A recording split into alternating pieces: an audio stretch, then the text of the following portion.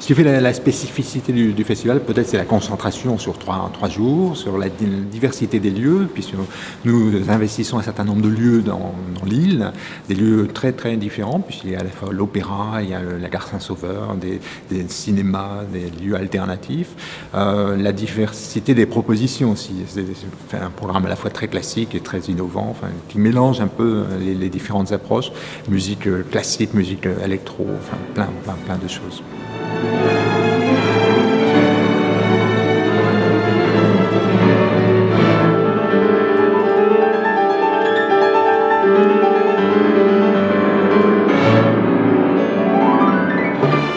Le concerto pour piano, à l'époque romantique, est par essence un genre extrêmement attractif, à l'époque comme de nos jours. Et c'est vrai que les pianistes comme Marie-Jaël, donc les pianistes virtuoses, ont mis le meilleur d'eux-mêmes, de ce qu'ils savaient faire en termes de compositeurs et aussi de ce qu'ils savaient faire en termes de pianistes dans des œuvres comme les concertos pour piano.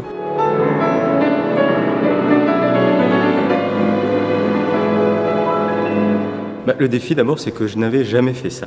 Je suis un jeune éditeur et mon seul précédent, c'est un quatuor de Marie-Jaël, donc avec quand même nettement moins d'instruments.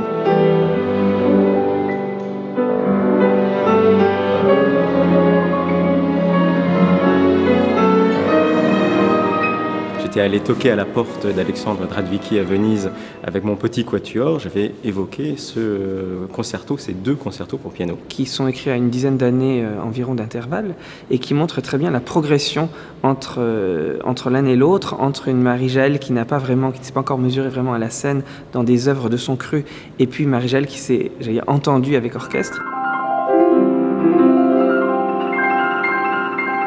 Pour ce premier concerto, j'ai été surpris surtout par le troisième mouvement, le côté un peu schumannien. Je crois qu'elle était très influencée par Schumann, en dehors de Liszt, Saint-Saëns et compagnie. On le sent vraiment dans le final en tout cas. Donc là, je trouve que dans le final, il y a une mélodie qui se dégage, des harmonies un peu subtiles qui se dégagent, qui fait que c'est pas seulement une suite d'octaves.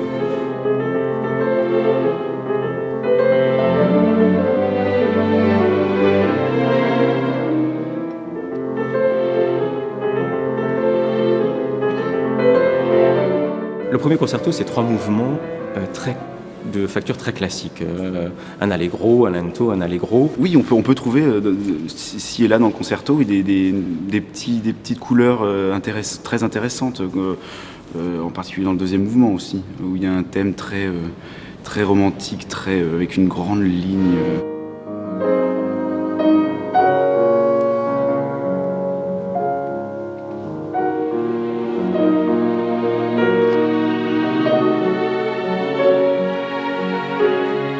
Il est très clair qu'un concerto écrit à cette époque-là est fait par nature pour mettre en avant la technique propre au pianiste qui l'exécute, tout en s'adressant à un public qui doit se reconnaître dans l'écriture pianistique, dans la texture, pour tout simplement l'apprécier. Alors c'est vrai qu'on y entend du Liszt, on y entend du Saint-Saëns et tous les grands concertos de cette époque, mais je dirais que chez Marie-Jaël, il est assez évident, et notamment dans le premier concerto, qu'elle utilise, j'allais dire presque parfois qu'elle abuse des techniques d'écriture en octave.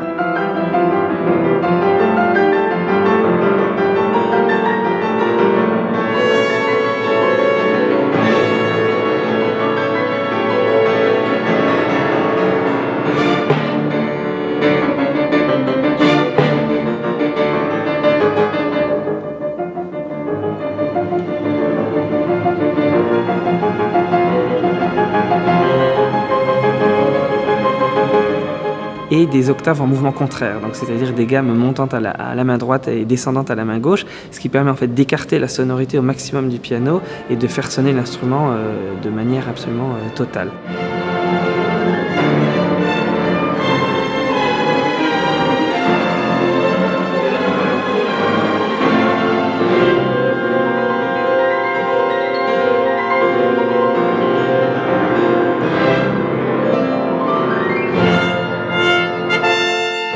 Yes, they are very, very different from one another.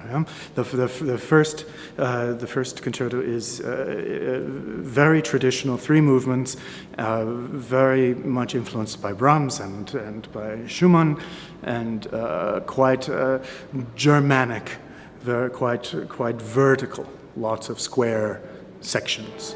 and very familiar harmonies that one would remind one of this or that Brahms intermezzo or symphony, but very well written, always very well written, with a very good understanding of the orchestra, a very good understanding of the piano. J'ai reçu une photocopie, une copie du facsimilé d'une version à 2 pianos, et finalement Sébastien en a fait une version imprimée, donc éditée, donc ce qui m'a beaucoup aidé. Donc du coup là je me fie à la partition comme ce que je fais avec n'importe quel compositeur. Pour le coup, il y avait pas mal de fonds pour les 2 concertos, c'est-à-dire il y avait tout était manuscrit, sauf une version de piano du 2e concerto qui a été édité quelques années après la création, en 1884. Donc en fait il y avait plutôt pléthore de matériel, un conducteur, des parties séparées. La difficulté c'est de confronter les sources, parce que Marie-Jaël avait une petite manie, c'était de remanier très souvent ses œuvres. Donc à la fin, il faut savoir s'arrêter et choisir une version qui semble être la dernière qu'elle ait voulu.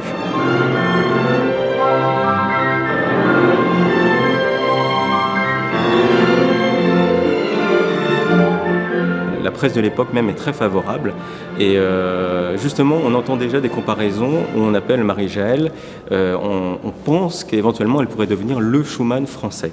Donc il y a quelque chose déjà qui a été compris à l'époque. Pour connaître Marie-Jaël, le meilleur endroit se trouve à Strasbourg, à la Bibliothèque nationale et universitaire, où sa famille, en 1976 et une deuxième fois en 1996, a donné toutes ses archives, tous ses papiers, que ce soit les archives qui concernent sa musique ou bien les archives qui concernent aussi les études qu'elle a faites, qui sont plus théoriques, les études de pédagogie.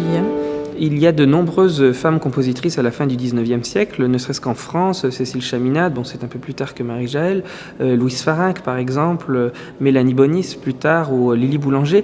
Chacune a vécu, son rapport à sa féminité et son rapport à la musique de manière différente, mais il faut savoir que les problèmes d'une artiste femme sur scène à cette époque sont très différents des unes aux autres. Le problème d'Hélène de Montgeroult, c'était plutôt d'être aristocrate que d'être femme, et à ce titre, elle ne pouvait pas se produire en public, mais là on est au début du 19e siècle. Et puis il faut savoir que d'un pays à l'autre, le rapport social n'est pas le même. Les Clara Schumann ou Fanny Mendelssohn n'ont pas les mêmes problèmes finalement à être joués ou à jouer que des gens comme Marie-Jaël. Il y a quelque chose avec les femmes à leur époque, même s'il y en a eu beaucoup compositrices, elles sont obligées de se battre.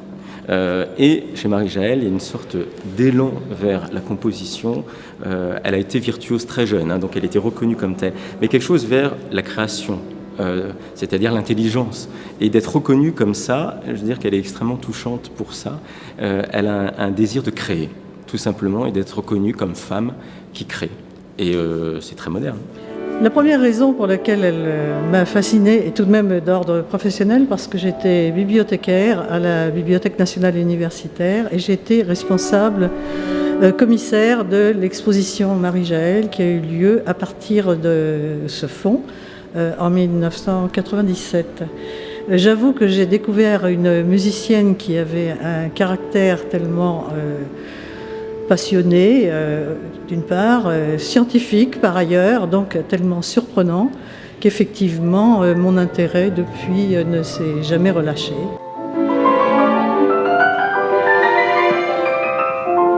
C'est quand même intéressant de se lancer dans un projet comme ça un peu fou où moi-même je ne savais pas à quoi m'attendre et le public non plus, donc moi je suis assez excité par ce projet de redécouverte. Et puis aussi rendre hommage à cette femme qui a été un peu mise de côté, sûrement parce que c'était une femme, mais à qui Liszt prédisait quand même une grande carrière, donc voilà. Et c'est aussi une femme qui a écrit avec une grande intelligence, je pense, parce qu'on la connaît aujourd'hui surtout comme une grande pédagogue, et surtout une femme qui a réfléchi avec beaucoup d'intelligence à la technique pianistique et aux gestes pianistiques aussi. Donc en parlant d'un concerto, c'est particulièrement intéressant, puisqu'elle met l'instrument vraiment en valeur, c'est le piano roi listien avec de grands gestes héroïques comme ça.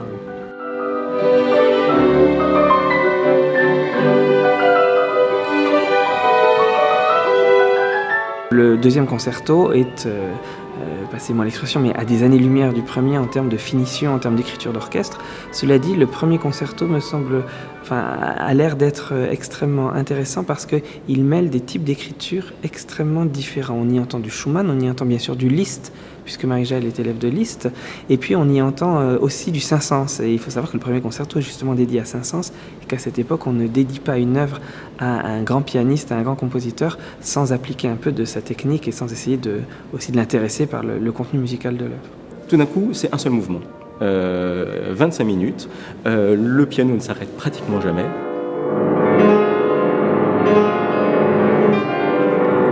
Il y a une sorte d'entremêlement des thèmes comme ça qui se mêlent, qui se répondent.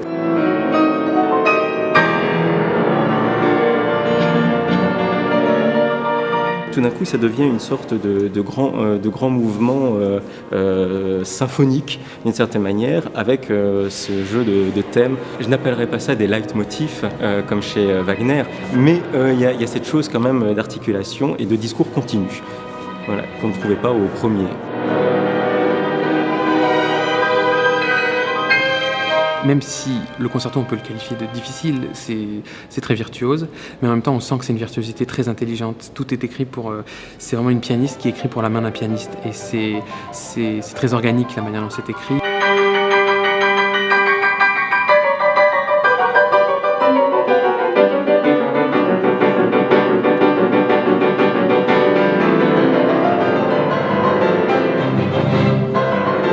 On sent que c'est une femme qui a beaucoup réfléchi à comment le corps fonctionne en fait, et comment le corps peut au mieux restituer la pensée et l'émotion.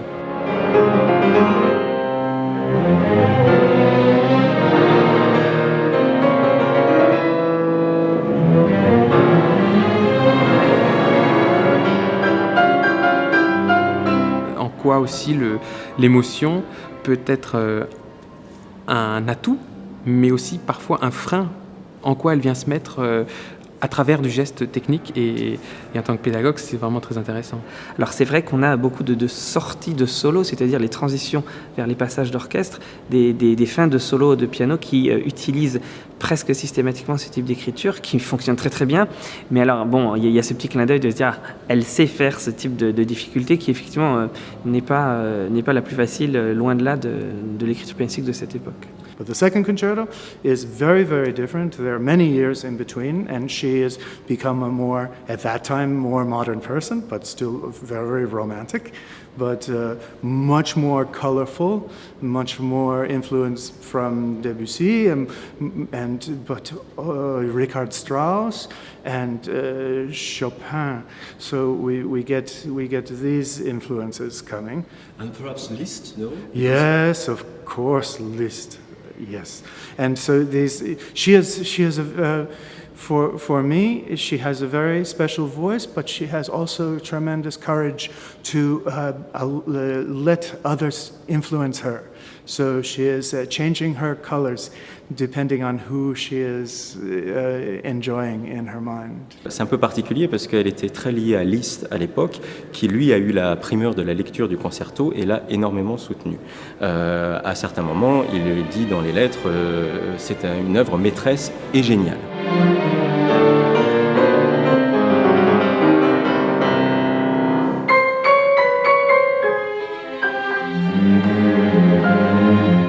Et il lui parle beaucoup de ce concerto, il le soutient et il le programme à Weimar par exemple.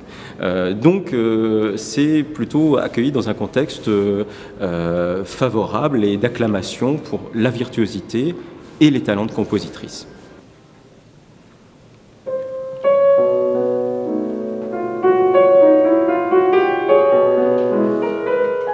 En quoi on peut dire que les deux styles sont proches, déjà au niveau de la technique pianistique, de ces grands gestes héroïques. Donc au piano, ça se traduit avec des grands arpèges, des octaves, des choses très brillantes. Elle rejoint aussi Saint-Saëns. On peut dire qu'elle se situe quelque part entre les deux.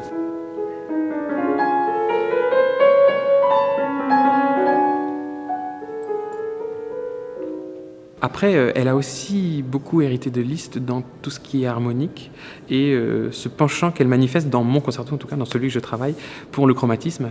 Et elle s'en sert à des fins très expressives, notamment le deuxième thème du premier mouvement. On pense à Liszt, on pense à Wagner aussi par moment. Et voilà, c'est le chromatisme là, qui est un élément intéressant.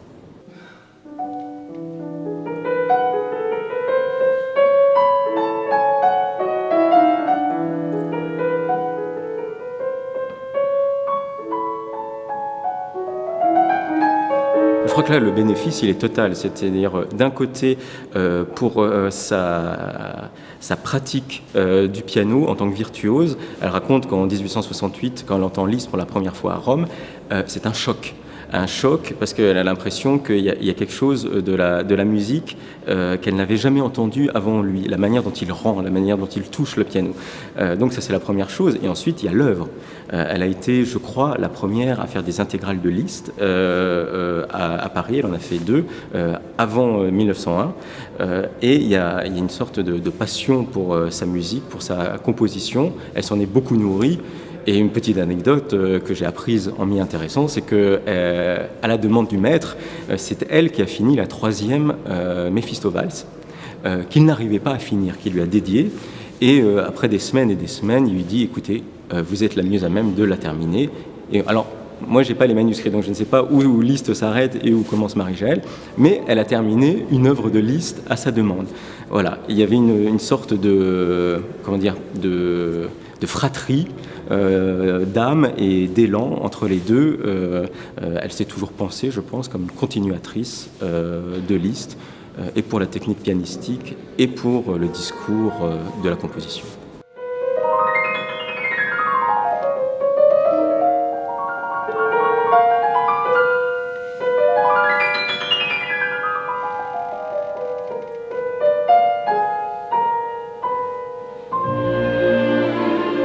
Le geste musical est impressionnant puisque c'est une œuvre de bravoure. On peut dire que de temps en temps l'ambiance est martiale, il y a des moments un peu festifs.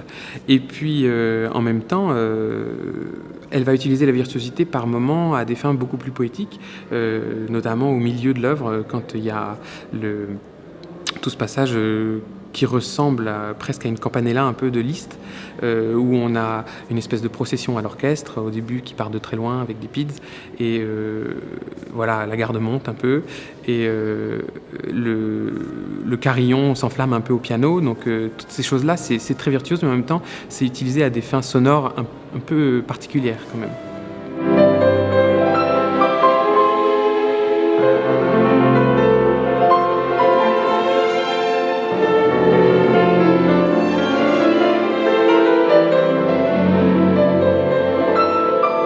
Alors il y a quelque chose de Franck dont elle a été très brièvement l'élève avant Saint-Saëns, mais je pense qu'il y a une tentative aussi propre qui n'est pas wagnérienne, parce qu'il y a une sorte de conflit patriotique entre Marie-Jaël, alsacienne, qui a opté pour la France, et Wagner, qui était très patriote de son côté, donc elle ne s'est jamais revendiquée du wagnérisme. Et quand on en a parlé, c'est pour déplorer qu'elle l'était trop wagnérienne. D'après les critiques que moi j'ai lues dans la presse et la revue et Gazette musicale de Paris, donc dans la presse spécialisée de son temps, et de manière assez longue, sur une longue période chronologique, il est clair que les premières œuvres vraisemblablement s'apparentent à l'esthétique plutôt romantique allemande. Elle a été forcément influencée par sa première éducation qui s'est faite à Stuttgart, tout simplement.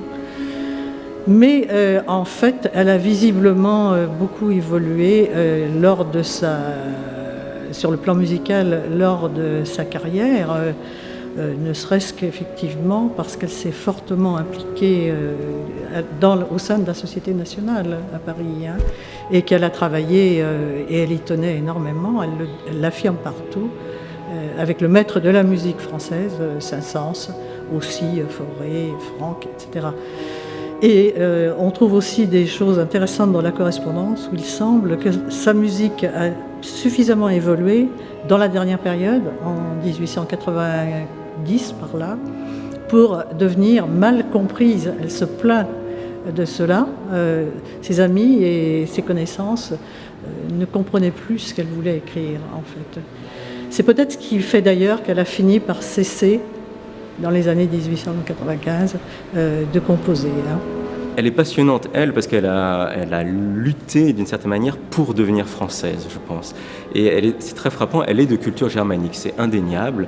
Elle a écrit plusieurs œuvres vocales directement en allemand, par exemple, ce qui est un cas pour une compositrice réputée française. Mais simplement, au moment de la défaite française, elle a furieusement voulu devenir française. Donc sur ce fond germanique qu'elle a toujours joué depuis son plus jeune âge, elle a choisi comme professeur de composition Saint-Saëns, vraiment le roi du génie et du raffinement français de son époque. Donc il y a une sorte de balancement comme ça chez elle, une sorte de fusion, j'allais dire, entre les deux aspirations. Mais elle a vraiment rêvé d'être française et compositrice française. Le projet de faire jouer ces concertos de Marie-Jaëlle est un quadruple défi, ou triple en tout cas, puisqu'il s'agit à la fois d'un travail éditorial extrêmement difficile qu'a réalisé Sébastien Treuster. Donc on ne savait même pas si on allait réussir à recomposer les œuvres en entier dans leur intégrité. La deuxième chose, c'est un rapport avec des jeunes pianistes, puisque l'idée c'était d'utiliser ces œuvres pour rendre service à des pianistes en début de carrière et qui pourront montrer, comme Marie-Jaëlle l'avait fait en son temps, de quoi ils sont capables. Je crois qu'ils remplissent parfaitement leurs objectifs. Et puis pour nous, c'est aussi un partenariat fort avec Lille Piano Festival, avec qui nous espérons développer, et nous y travaillons par la suite, d'autres projets. Et c'est vrai que nous remercions beaucoup ce festival, leur consacrer une journée complète à Marie-Jaëlle et à la recréation, puis l'enregistrement de ces deux concertos. Donc comme vous voyez, effectivement, pour le Palazzetto, c'est un projet extrêmement emblématique à tout point de vue.